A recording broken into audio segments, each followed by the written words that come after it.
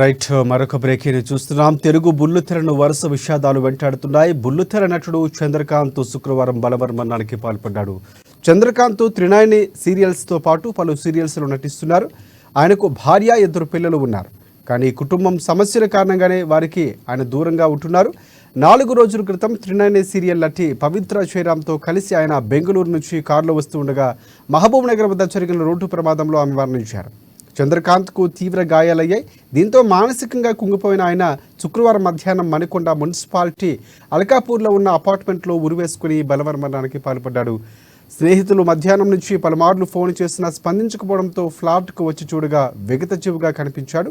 దీంతో పోలీసులకు సమాచారం అందించారు. చంద్రకాంత్ తండ్రి చెన్న వెంకటేష్ ఫిర్యాదు మేరకు పోలీసులు కేసు నమోదు చేసుకుని దర్యాప్తు చేస్తున్నారు.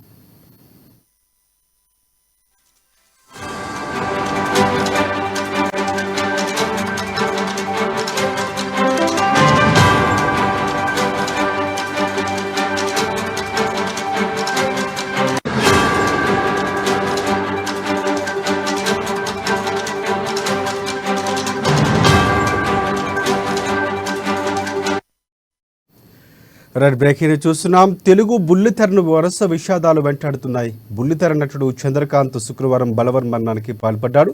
చంద్రకాంత్ త్రినాయని సీరియల్స్తో పాటు పలు సీరియల్స్లో నటిస్తున్నారు.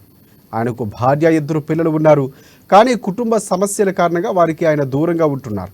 4 రోజుల క్రితం త్రినాయని సీరియల్స్ నటి పవిత్ర జయరామ్తో కలిసి ఆయన బెంగళూరు నుంచి కారులో వస్తూ ఉండగా మహబూబ్ నగర్ వద్ద జరిగిన రోడ్డు ప్రమాదంలో ఆమె మరణించారు.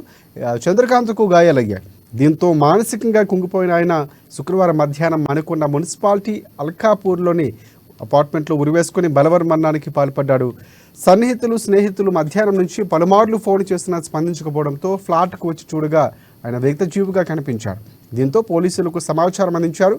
చంద్రకాంత్ తండ్రి చెన్న వెంకటేష్ ఫిర్యాదు మేరకు పోలీసులు కేసు నమోదు చేసుకుని దర్యాప్తు చేస్తున్నారు.